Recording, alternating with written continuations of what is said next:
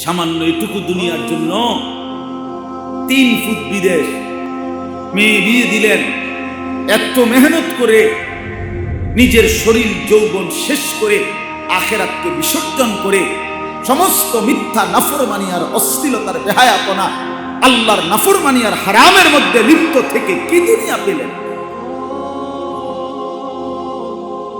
আপনাকে রেখে, আপনার সাজানো দুনিয়া, আপনার মেহনতের সমস্ত স্মৃতি রেখে একদিন সত্যি সত্যি কবর আপনাকে নিয়ে নিল।